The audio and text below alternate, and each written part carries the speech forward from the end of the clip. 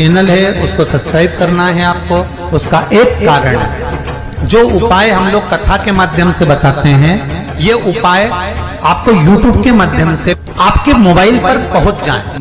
भोला सब दुख काटो चम के बोलो जरा। अवधूतेश्वर महादेव शिव जी का एक अवतार हुआ था, अवधूत रूप शंकर। शंकर भगवान के उस क्रोध को, भगवान शिव के उस क्रोध को ब्रह्मा जी ने घोड़े का रूप दे दिया गया और घोड़े को समुद्र में डाल दिया गया। उस घोड़े से जलंधर हुआ था, फिर जलंधर का विवाह वृंदा से हुआ था। अर्थात शास्त्र कहता है कि अवधूतेश्वर महादेव का जो रूप है वो रोग का निवारण करने के लिए, व्यापार की वृद्धि को आगे बढ़ाने के लिए। आप लोगों ने कहीं कहीं देखा होगा, किसी किसी के ऑफिस में देखा होगा कि वास्तु शास्त्री कहते हैं कि दौड़ते हुए घोड़े का फोटो लगाओ। सुना है कि नहीं सुना?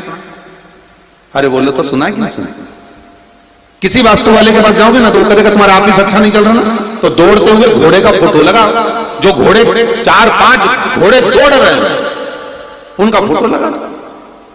क्यों कहते हैं वो?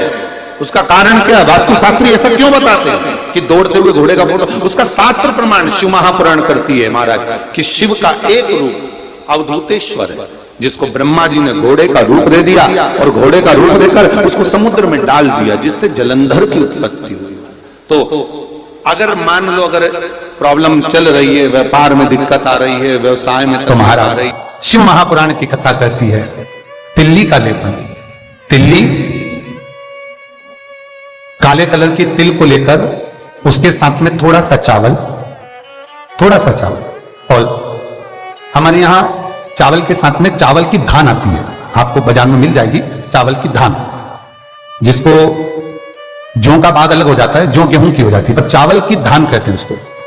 इन तीनों को एक कटोरी में रख लो, तीनों को पानी में गलाना नहीं है, बस कटोरी में रख लो। महाराज दरवाजे के नजदीक में, जब दरवाजे से अपन बाहर निकलते हैं तो उल्टे भाग में उसको रख दिया जाए। घर से 1 लोटा पानी जिसमें कच्चा दूध मिला हो वो कटोरी शनिवार के दिन रखकर रविवार को उठाकर ले जाकर कलश नीचे रखकर सीधे हाथ में कटोरी रखकर शंकर जी को समर्पित कर दो। जल चढ़ा दीजिए।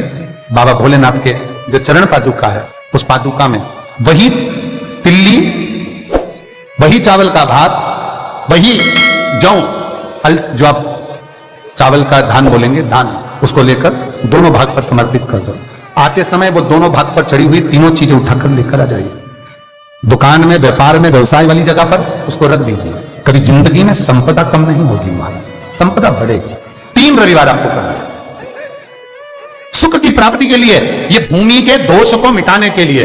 आपको कथा में पहले भी कहा था, बार, नक्षत्र, समय, घड़ी, पल, दिन, ये जितने भी बनाए हैं मेरे महादेव ने बनाए, मेरे शंकर ने निर्मित किए। एक एक पल, एक एक घड़ी, एक एक क्षण शिव बनाता।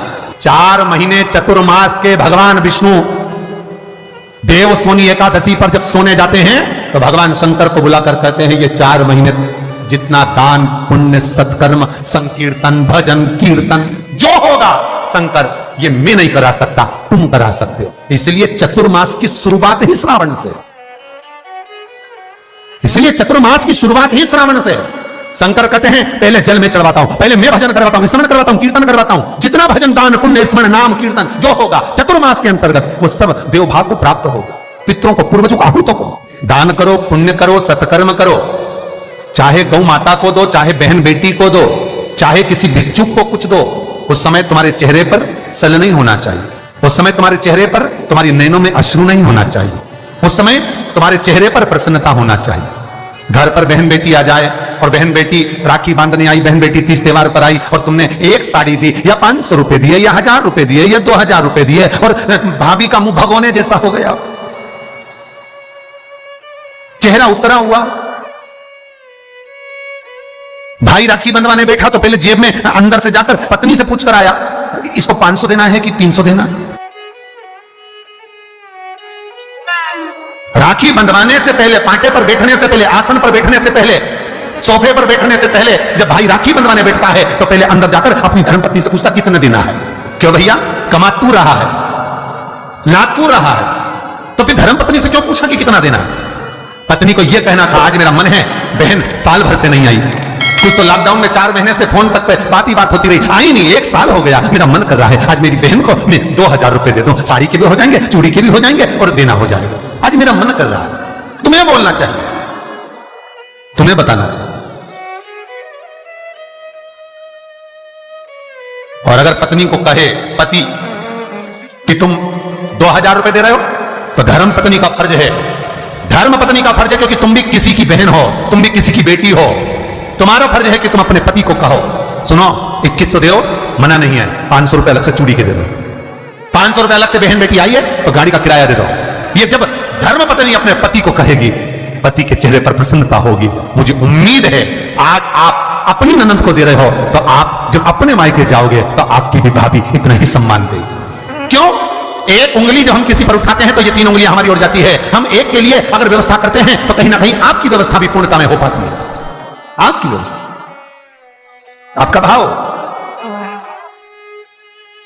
आपका आनंद, आप किसी के लिए अगर समर्पित हो रहे हो, आप किसी के लिए समर्पण कर रहे हो, आप किसी के लिए अग्रण्य हो रहे हो, तो वहां से पूर्णता का अग्रण्य का भाव तुमको भी प्राप्त होगा।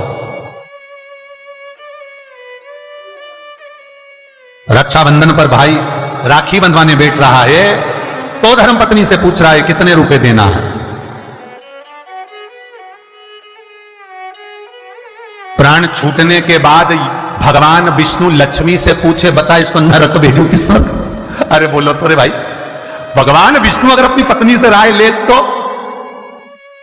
भोलेनाथ देने से पहले पार्वती से राय ले तो, इंद्र कार्य संभालने से पहले इंद्राणी से राय ले तो, ब्रह्मा ब्रह्माणी से राय ले तो, नहीं नहीं। अगर यमराज अपनी धर्मपत्नी दक्षिण से पूछे, ए दक्षिणा तू बता कि ये जो मरा है इसको मैं स्वर्ग भेजूं कि नरक? तो सबसे ज्यादा अगर दक्षिणा देवी बोलेगी तो एक ही बात बोलेगी यमराज की पत्नी, एक काम करिए इसको नरक भेज दो। क्यों? क्योंकि ये कभी दक्षिण मुख कर कोई काम ही नहीं करा। बोलो, दक्षिण मुख करके कौन कार्य करता है? दक्षिण मुख करके कौन पूजन करता है? दक्षिण मुख करके कौन स्मरण करता है? दक्षिण मुख करके कौन सेवा करता है? तो दक्षिणा को तो क्रोध आना चाहिए कि ये कभी मेरी ओर मुंह करके कभी भजन नहीं करा, इसने कभी मेरी ओर मुंह करके मेरे को देखा तक नहीं, कभी मेरी ओर मुख नहीं करा। तो दक्षिणा देवी तो क्रोध में आकर बोल देगी इसको नरक भेज दो। पर यमराज जब मृत्यु का दंड देता है, यमराज जब प्राणों को हरता है, अपनी पत्नी से नहीं पूछता, भगवान विष्णु लक्ष्मी से नहीं पूछते कि इसको क्या देना है, ब्रह्मा ब्रह्माणी से नहीं पूछते कि इसको क्या देना है, इंद्र इंद्राणी से नहीं पूछते कि क्या देना है, शंकर पार्वती से नहीं पूछते कि क्या देना है। तब केवल उनकी विचार धारणा, केवल वही देखा जाता है कि उसका भाव कितना, उसके भाव की सिद्धता कितनी। पर आज का जमाना है, बहन जैसे ही आई राखी बांधने, भैया चलो बैठो पाटे पे, अंदर अभी आया, अंदर गया, कितने दिन है, साड़ी रखी है मैंने निकाल दी है, धर्मपत्नी कहती है साड़ी निकाल दी मैंने, ये साड़ी दे देना, और सुनो साड़ी पे बस 500 रुपए रख देना, बहुत है, साड़ी भी तो देना है। और ये तूने जो अपनी ननद के साथ करा, अब तू अपने मायके जा और तेरी भाभी तेरे साथ करे तो तुझे कैसा लगेगा? 3 को देने से कभी नहीं घटता, शिव महापुराण की कथा कहती है। पहला बहन बेटी को देने से, दूसरा गौ माता को देने से, तीसरा संत ब्राह्मण को देने से कभी नहीं घटता महाराज, बढ़ेगा घटेगा नहीं। बहन बेटी को देने से कभी घटता नहीं है, तुमने जो दिया उसका 4 गुना अगले साल तक तुम्हें प्राप्त हो जाएगा। गौ माता को 1 रोटी दी है, गौ माता के निमित्त से 1 रुपया निकाला है, गौ माता के निमित्त से 1 रुपया भी अगर तुमने दान करा है, पुण्य करा है, उसके निमित्त का अगले वर्ष तक यही तारीख लिख कर रखना, कितना पुण्य प्राप्त होता है, कितना फल प्राप्त होता है, कितनी लक्ष्मी प्राप्त होती है, देने से घटता नहीं है। तीसरा संत ब्राह्मण को देने से कभी घटता नहीं है, आपने जो दिया उसका 1000 गुना आपको प्राप्त हो जाता है। इस शरीर में गांठ पड़ गई, गठान हो गई हो, शरीर के किसी भी अंग में अगर गांठ पड़ी है और उसका जांच करवाने का डॉक्टर ने बोला है और जांच करवाने के लिए आप जा रहे हैं, बेले का फल, बेलपत्री का जो फल होता है वो फल सूख गया हो, जिसको हमारे यहाँ नवरात्रि का यज्ञ होता है या शिव जी का यज्ञ होता है या अन्य यज्ञ होते हैं, तो बेल के फल की आहुति भी दी जाती है। बेले का फल जो सूख गया, सूखा हुआ फल जलाकर उसकी भस्म तैयार करना, उस भस्म को पीपल के पत्ते पर रखकर पिपलेश्वर महादेव का नाम लेकर, कौन से महादेव? पिपलेश्वर महादेव का नाम लेकर बेलपत्री के वृक्ष के नीचे रख लेना और पिपलेश्वर महादेव का ही नाम लेकर बाबा देवाधिदेव महादेव से विनती कर कर जो रोग है और गठान कितनी है उस गठान की जांच कराने जा रहे हैं, यह भाव वर्णन कर कर उस भस्म को लेकर आ जाना। शिव मंदिर पर उसको थोड़ी सी देर रखकर पिपलेश्वर महादेव का स्मरण कर कर उसको लेकर आइए और उस गठान वाली जगह पर उस भस्म को लगाकर फिर आप जांच के लिए जाइए। मेरा देव अधिदेव महादेव चाहेगा तो जिंदगी में कभी बड़ी बीमारी नहीं। धीरे धीरे धीरे धीरे रोग उस गठान वाली जगह पर अगर पिपलेश्वर महादेव से भस्म भी शंकर के नाम से पिपलेश्वर महादेव के नाम से लगाई जाए तो गांठ भी धीरे धीरे गलना प्रारंभ हो जाती। पिपलेश्वर कौन है? पिपलेश्वर महादेव। पिपलाद पिता के जाने के बाद, माता के जाने के बाद पीपल की कोटर के अंदर पल पोस कर बड़ा होता है और पीपल के फल खाकर बड़ा होता है। शंकर भगवान ने एक पीपल की कोटर में रखकर पिपलाद को बड़ा कर दिया था, तो पिपलाद ने शंकर भगवान का भजन कर कर शिव को प्राप्त करा। तो शंकर भगवान ने जब पिपलाद को दर्शन दिया था तो पिपलेश्वर महादेव शिव जी का नाम हुआ था। पिपलाद ने कहा था, भोलेनाथ मेरे दुख की घड़ी में आप खड़े हुए हो और मुझे सुख का भान कराया है। जब व्यक्ति के जीवन में बहुत भारी रोग हो और बहुत तकलीफ में हो तो मेरा पिपलेश्वर महादेव उसके हर क्षण सामने खड़ा हो, तो वो पिपलेश्वर महादेव के रूप में खड़ा हो।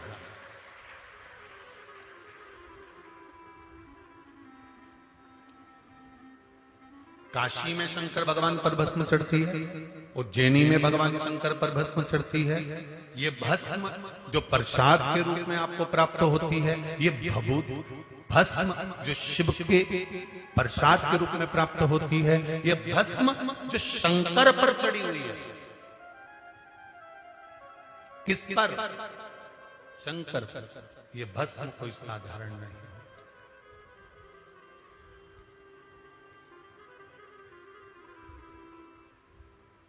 इसका प्रयोग कहाँ करना है, कैसे करना है, कब करना है, यहां तक इसका वर्णन है महाराज। पहले की कथाओं में भी इसका वर्णन किया गया कि हम जो मस्तक पर भस्म धारण करते हैं, त्रिपुंड धारण करते हैं, कंठ पर भस्म लगाते हैं, भुजाओं पर भस्म लगाते हैं, कलाइयों पर भस्म लगाते हैं, हृदय पर भस्म लगाते हैं, कर्णों पर भस्म लगाते हैं। जब यज्ञ करता ब्राह्मण यज्ञ पूरा करवाते हैं तो उस सुरवे को लेकर भस्म निकालकर आपके कंठ पर, श्रवण पर, मस्तक पर, हृदय पर लगाते कि नहीं लगाते? उस भस्म का प्रमाण है।